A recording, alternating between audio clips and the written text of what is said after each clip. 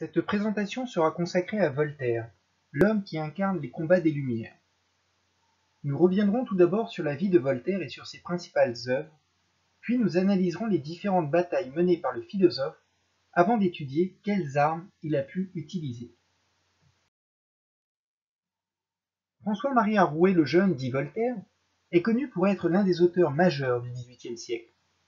Par la diversité de ses écrits, sa plume acerbe et ses engagements assumés, il contribua à la mission que s'étaient fixés les philosophes des Lumières, c'est-à-dire éclairer, libérer et défendre.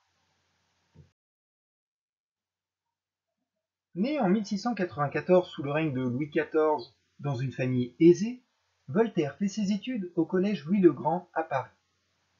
Ses maîtres, les jésuites, lui donnent une culture classique et forment son esprit à la discussion. À 20 ans, son esprit impertinent séduit dans les différents salons littéraires.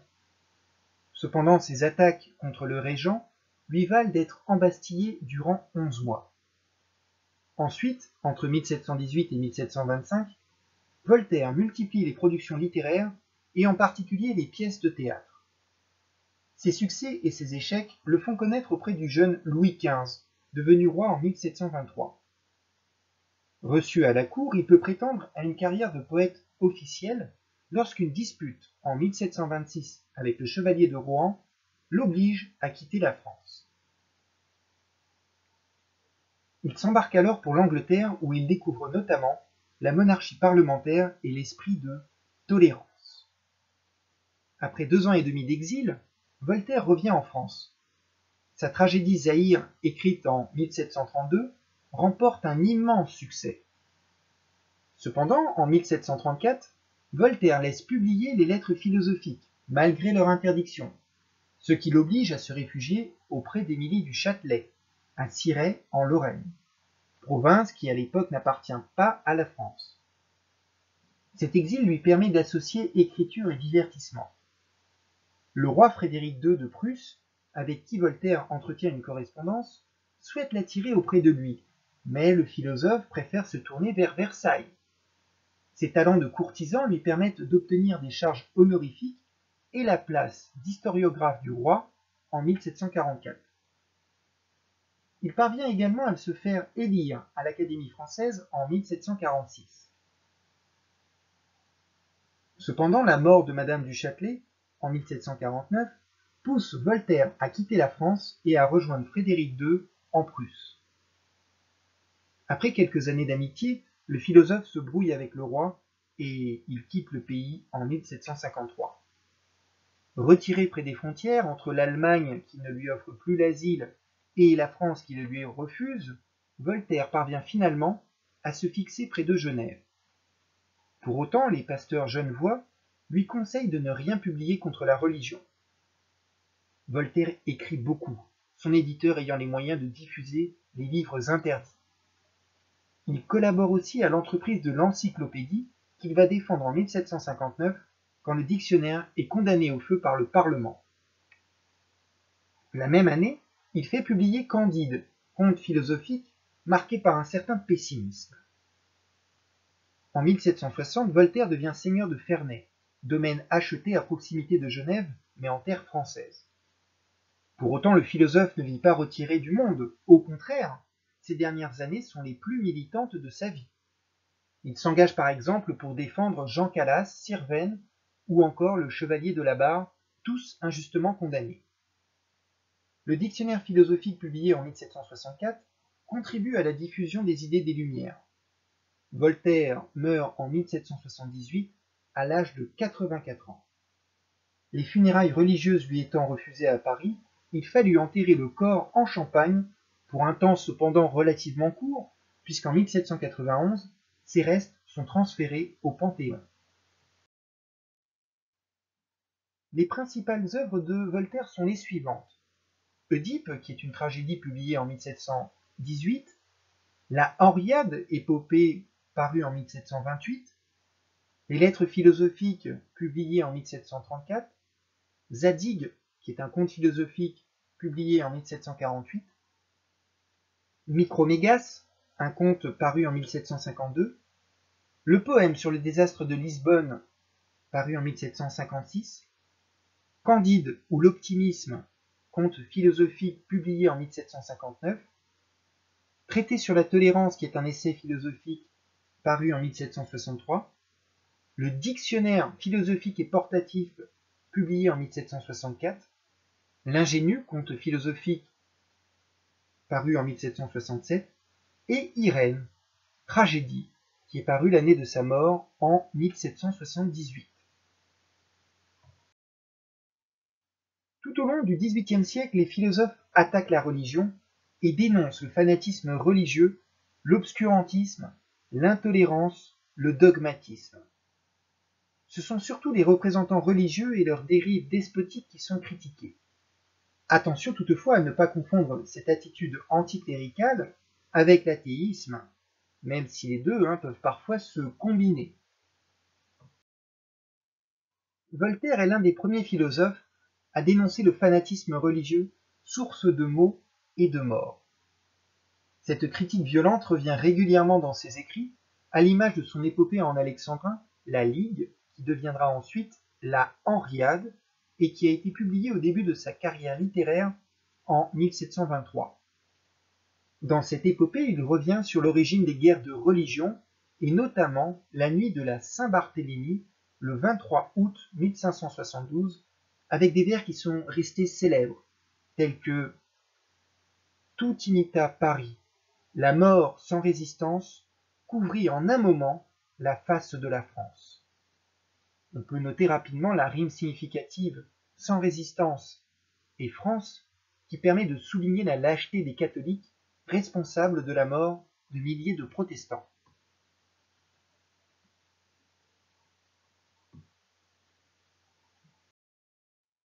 L'engagement du philosophe est également perceptible dans ses lettres philosophiques, connues aussi sous le nom de lettres anglaises, qui ont été publiées en Hollande en 1734. Dans ces lettres, Voltaire loue l'esprit de tolérance qui règne outre-Manche, et que le philosophe a pu découvrir suite à son exil de 1726 à 1729. La louange de l'ouverture d'esprit anglaise permet de critiquer par contraste une situation française jugée archaïque. Ces lettres rassemblent la plupart des grands thèmes chers aux écrivains des Lumières, par exemple la défense de la liberté politique et religieuse, l'éloge du progrès, la vulgarisation scientifique ou encore la confiance optimiste en l'homme. Voltaire fait également l'éloge du pluralisme religieux et plaide en faveur de la tolérance. Arrêtons-nous un instant sur une lettre particulière, la lettre sur les Quakers. Les Quakers sont une secte religieuse fondée en 1647 par George Fox en Angleterre. Pour eux, l'Esprit Saint s'adresse directement à la conscience du croyant sans intermédiaire, autrement dit, sans liturgie ni clergé. Cela fait écho au déisme éclairé, cher à Voltaire, doctrine selon laquelle le croyant serait en relation directe et personnelle avec Dieu, sans aucun intermédiaire. Ces idées étant jugées dangereuses, Voltaire n'obtient pas l'autorisation de publication. Le livre paraît malgré tout clandestinement et connaît un vif succès. La condamnation par le Parlement oblige l'auteur, comme je l'ai indiqué précédemment, à se réfugier à Cirey. Militer en faveur d'une juste justice est l'un des autres combats de Voltaire. L'affaire Calas illustre parfaitement l'engagement de l'écrivain dans l'actualité de son époque. Pour rappel, Jean Calas est un protestant accusé d'avoir tué son fils converti au catholicisme. Le 10 mars 1762, il est condamné à mort et soumis au supplice de la roue. Voltaire s'intéresse à cette affaire pour dénoncer l'erreur judiciaire. Calas a été arrêté, condamné et exécuté sans preuve. L'injustice se double dans le cas de cette affaire d'une violente intolérance.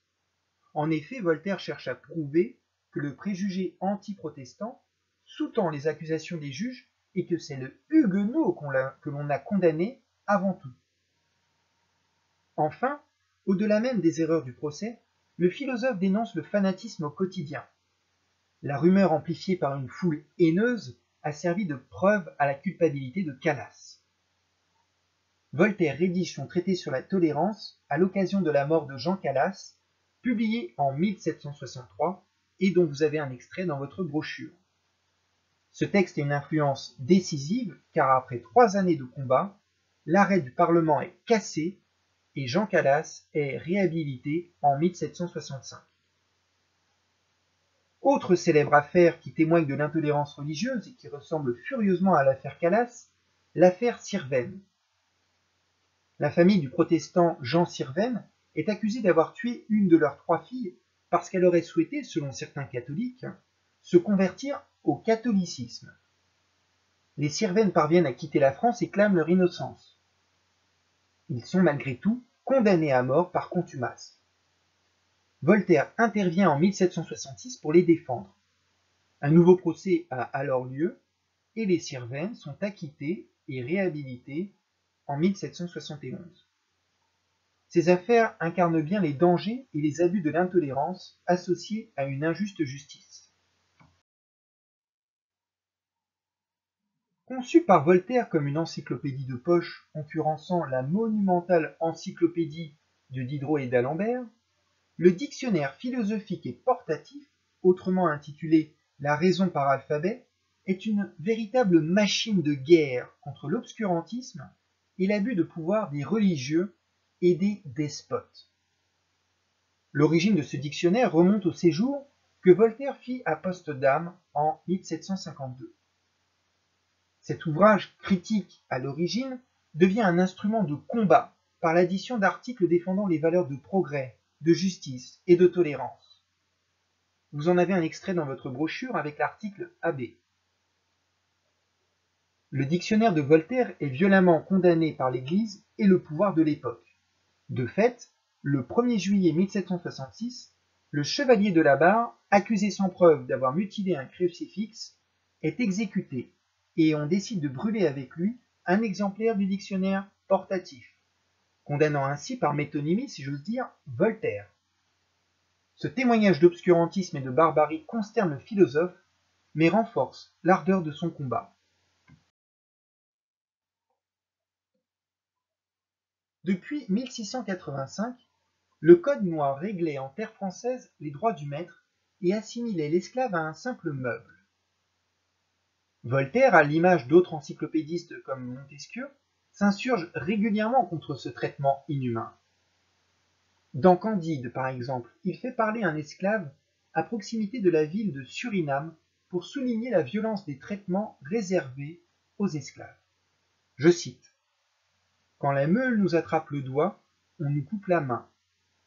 C'est à ce prix que vous mangez du sucre en Europe. » L'association oxymorique du sucre sanglant dénonce les conditions terribles dans lesquelles vivent les esclaves.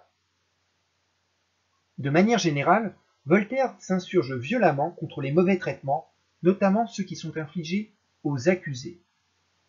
C'est suite à la publication en 1764 du Traité des délits et des peines par le juriste italien Beccaria que Voltaire écrit l'article torture, ajouté à son dictionnaire philosophique et portatif.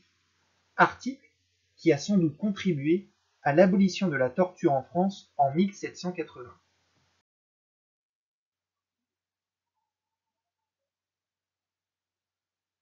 Les armes de Voltaire sont multiples. Il utilise par exemple plusieurs pseudonymes, à la fois pour échapper à la censure, mais aussi par goût de la mystification. C'est ainsi que Candide aurait été trouvé dans la poche d'un certain docteur Ralph, ou que l'ingénu serait une, je cite, véritable histoire tirée des manuscrits du père Quesnel. Voltaire s'est aussi défendu d'avoir écrit certains contes et pamphlets. Toutes ces ruses lui ont permis de présenter plusieurs visages et d'être à la fois présent partout en étant visible nulle part. Voltaire privilégie les genres courts. L'article, le pamphlet, sont des formes littéraires qui conviennent parfaitement à la vivacité de son esprit et à la concision de son style. Voltaire s'est toujours servi de l'écriture comme d'une arme capable de changer l'ordre du monde. On peut également noter son appétence pour la forme épistolaire, puisqu'il écrivit plus de 15 000 lettres, parfois plus de 40 par jour. Le conte est une forme de l'apologue particulièrement goûtée du philosophe. C'est un moyen efficace pour dénoncer indirectement, ce qui est pertinent dans un siècle où la critique ouverte reste difficile et soumise à la censure. Le conte philosophique voltairien est plus tardif que ceux de Fay ou orientaux, mais il n'est pas sans ressemblance avec ces deux genres dont il emprunte et détourne les codes. Le conte philosophique le plus célèbre reste Candide, qui introduit dans l'univers fictif des faits qui, eux, sont bien réels et violemment condamnés, comme la guerre ou le tribunal de l'Inquisition. Le conteur voltairien se rapproche alors d'un pamphlétaire. Comme nous l'avons dit précédemment, Voltaire a multiplié durant sa vie les plaidoyers en écrivant pour et les réquisitoires en écrivant contre. Cependant, la grande force de son style réside dans la dualité de son écriture. Ainsi, toute critique invite à un idéal meilleur, et quand Voltaire dénonce par exemple la censure, il invite aussi indirectement à un appel à la liberté.